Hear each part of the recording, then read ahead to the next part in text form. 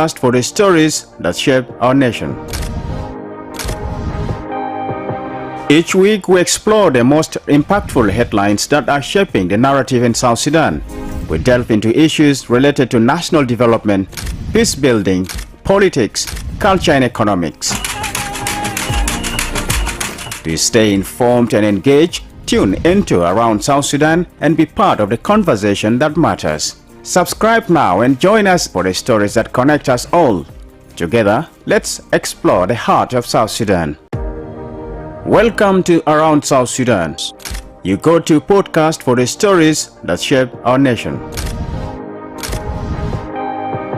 Each week we explore the most impactful headlines that are shaping the narrative in South Sudan. We delve into issues related to national development, peace building, politics, culture and economics. To stay informed and engaged, tune into Around South Sudan and be part of the conversation that matters. Subscribe now and join us for the stories that connect us all.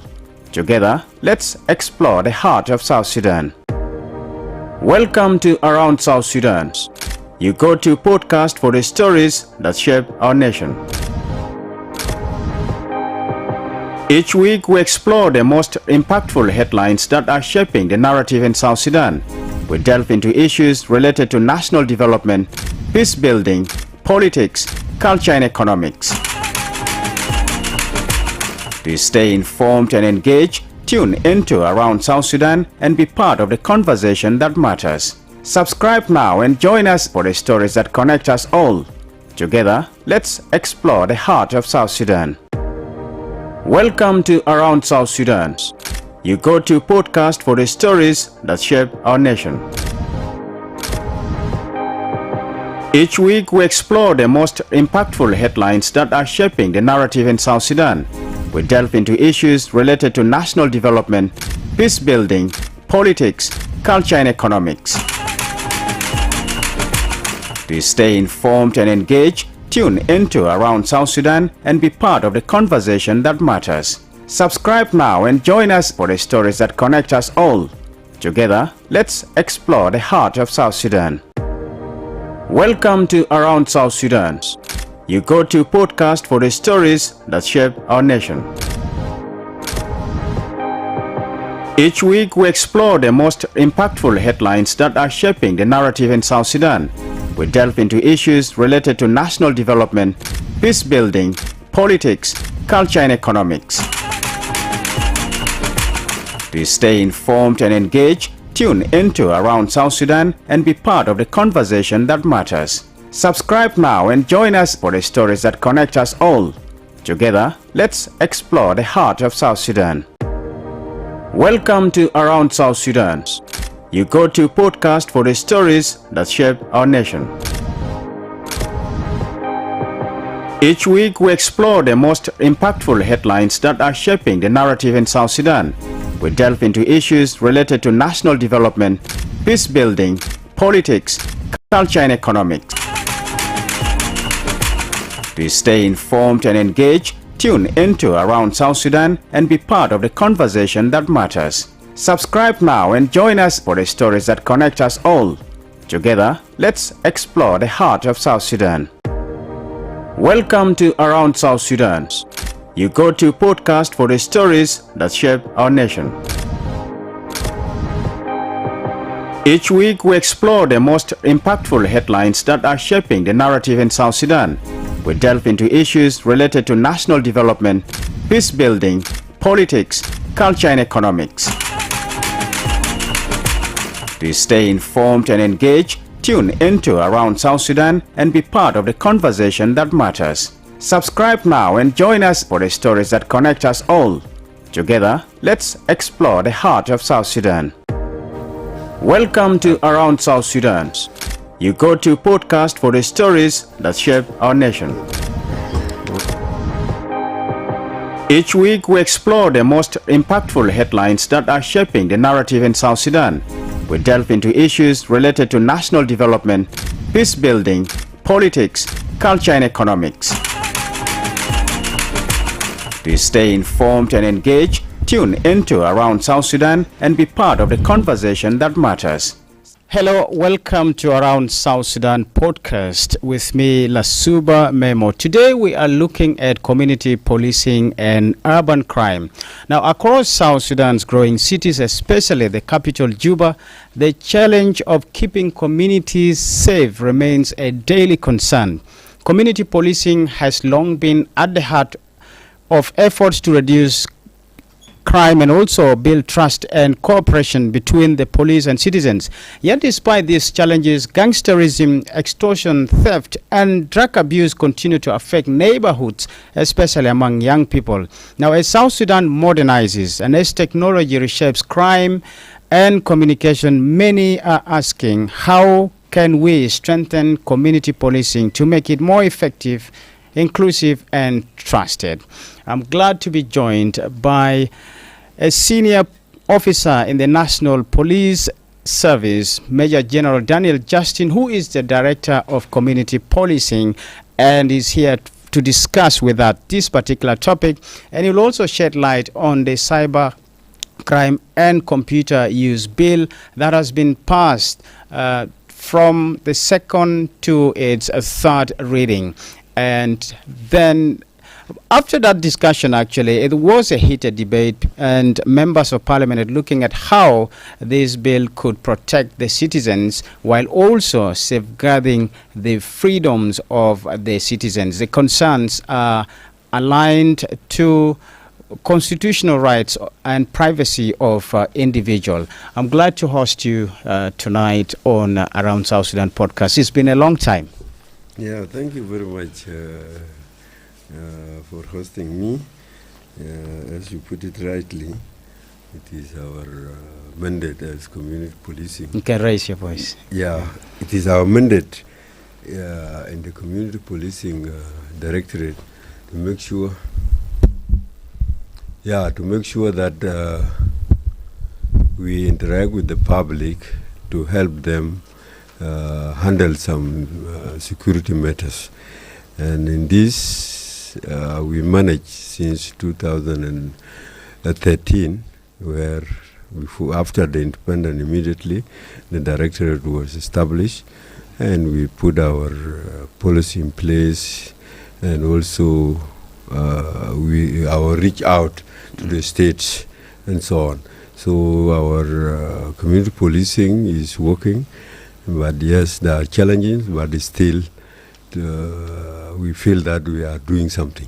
Mm-hmm. Yes. Thank you indeed. And of course, the purpose of community policing is meant to bring police closer to the people. From your experience, what progress has been made so far since its establishment in 2013? Are we seeing any progress since then? Or we are saying we are yet to see more progress? Well, we have done a lot, especially a lot of progress, especially in the area of policy, and then even in our Police Act. Article 15 is talking about community policing, and we managed to have something called Police Community Relations Committee in residential areas. These committees are there to see to it that every residential area is secure by them. It is actually led, the chairman is the community leader or the sultan in that respective area, and then the secretary is the police division commander or the inspector of police according to the size of the residential area. Right. So, and then we have youth group, women, and all the dignitaries in the area. They form this committee, especially including the quarter council and the area council. All they are members of this police community relations committee. They meet once a month and they discuss their security matters. Of course, as I said, the secretary is the chief of police in that residential area. Right. So he will be there to link up with us. Right. And we have outreach whereby we talk to the community as police in terms of making some awareness, the ABCs of security, how, and the importance of reporting cases, because we have a lot of cases, especially when you come to gender-based violence and all this. Sometimes, based on our cultures and so on, they are not reported to the police. It is when situation worsen, this is where we got the information and we come in. Right. So we give the ABCs in regard to their safety, especially, for example, in the neighborhood. When you are going out and you are sure nobody in your house, you tell your neighbor that, please, I'm going out, I'm going to the market, nobody at home. So whenever there is something behind here, the neighbor will know that my neighbor is not in. So then there might be something wrong, and he checks. So these are the ABCs we use during our awareness. We talk to the people and we give them to know exactly who is residing in that residential area. Especially sometimes you get these vacant houses. Right. You get some thieves. You see, they work during the night. So the whole day they will be sleeping. So yes. So these are the ABCs. We talk to the people that such houses, you are to have an eye on them, especially the community leaders and the youth in the residential areas. Leave alone the other social aspect of it, coming together, knowing what is what in the area. So this one have helped a lot. You see, yeah. What is the level of crimes so far if you compare to this year compared to last year? This year is a bit better. You see, we have, because as a result of our involvement in these PCRCs committees and reaching out, outreach awareness, we talk to the people, and then also the issue of neggers. It is one of our concerns, because they are involved in drugs abuse and they are involved in alcoholism and so on.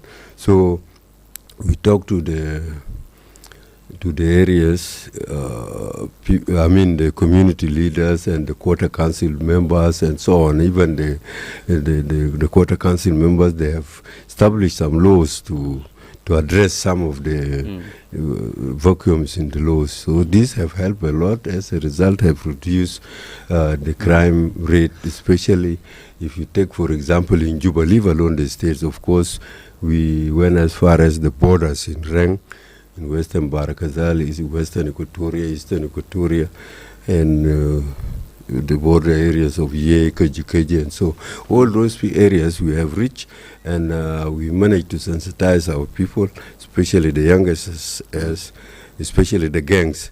You see, we have involved the community leaders and the parents and the schools masters, you see, to have that closeness to the children, so that they know.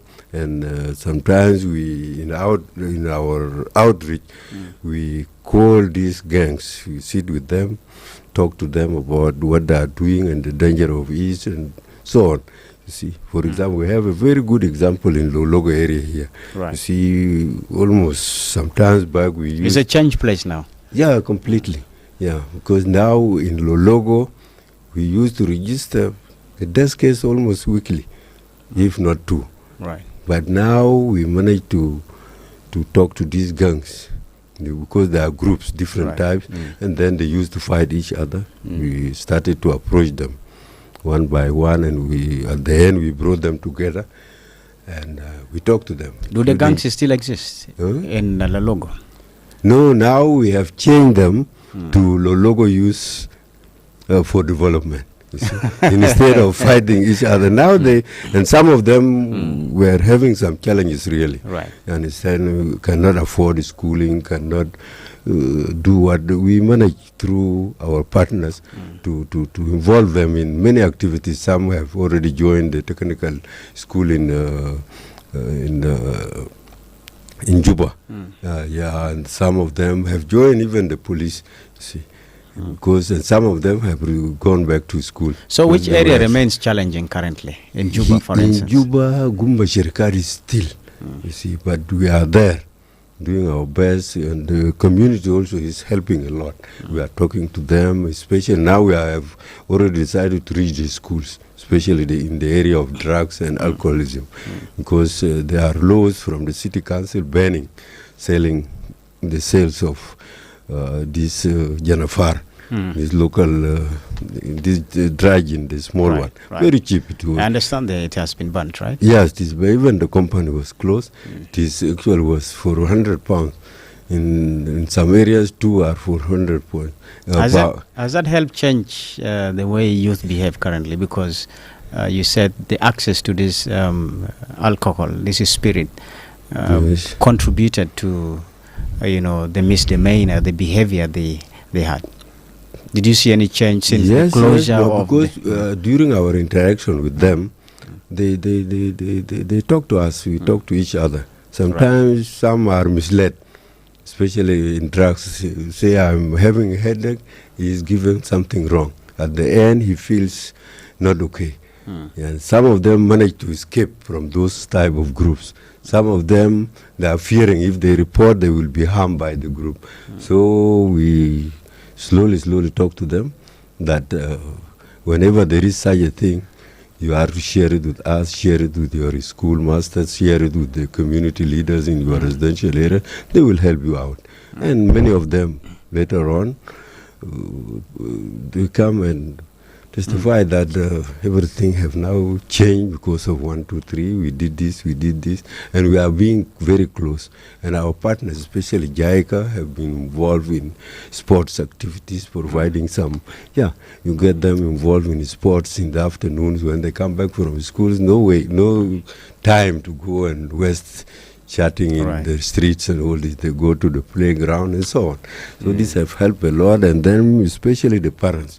I've talked to them, the mothers, that you are there, you have to monitor the child, because you know the behavior of your child right away from day one up to now. Yes. So, which town or city is currently, problematic in terms of security and crimes? This year we had of incidents in Torit involving gangsters, and it was troubling to the extent that households are now afraid even to move at night. Is it? Are you aware of this situation there? Yes. We are aware. We are involved. You see, we have PCRCs in Torit area, in Kaboita, in all those areas. You see, through the community, they are now the one. We are helping them. Making some awareness and involving these children, and how to handle some security matters. There are some at their level they can handle, some are at our levels, and so on. Especially, and then also the spread of arms in our in the hands of the civilians also is another security threat. Then we talk to our people in regard to this one, how dangerous it is, because some of them are just taking arms for claiming that they are protecting themselves. Sometimes they are taking it to go and loot. You see, during that process, if you fell under our army, our police force, seeing you that you are involved in this criminal activity, no, you will not survive it. You will end up in prison or even killed during the crossfire and so on. See?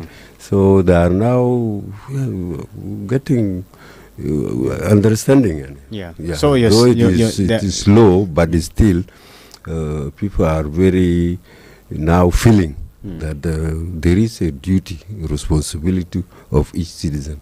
It is not the government handling all over everything. Right. No. Yeah. So Torit, can we say, is improving? Yes, it's improving. Right. You did mention about drugs. Yes. Youth, abusing drugs, and you also attributed, the crimes they are committing to the influence of these drugs. Yes. But on the other side, we understand there is high rate of unemployment among the young people, and in one hand it is the community policing is helping, but what are you doing on the other hand that the youth do not have anything? I know you try your best as police to talk to them, encourage them, and also to some extent, like you mentioned, example of Lologo, where some of them have been able to join technical school and their lives are probably changing. So what other things beyond just police, community policing, that the police is doing to ensure that crimes is reduced among young people? Yes, of course, we have our normal preventive measures by the police. You get night patrols, having them checkpoints during the night and so on. And we have now, because of some economic challenges, we use night food patrol by night, because some areas road accessing is also a challenge. So sometimes we walk on foot. You see, these are some preventive measures. These are the ABCs of policing. But now the community policing is involving the community to work with us, because they have some duties. All informations are in the residential, in the communities. They are the one to report to us there is so and so taking place, which is harmful to us and so on. So these are also helping. You see, and bringing us through community policing. We are together, and we are very close. Before, you get people avoiding coming to the police and all this, but now through community policing and engagement, yes, they are becoming very engaged, and then we are creating, especially in the school, Police is My Friend program. We are making some awareness in regard to the danger of drugs, alcoholism in the schools, and even sensitizing the children about what harm can happen as a result of this. We gave them chances of them talking to us also, so that at least we increase our level of understanding of each other. I am glad that the police is building trust with the local communities. Yes, sir. But also there are factors that are contributing to the trust, draining because of the behavior of some individuals within the organized forces, particularly the police. So in as much as you try to address and engage the communities, which you said now is resulting into that building of trust, also are you looking into the behavior of the police officers? Yes, that is one of our main concerns, because even in our police, we have very important matter. You see,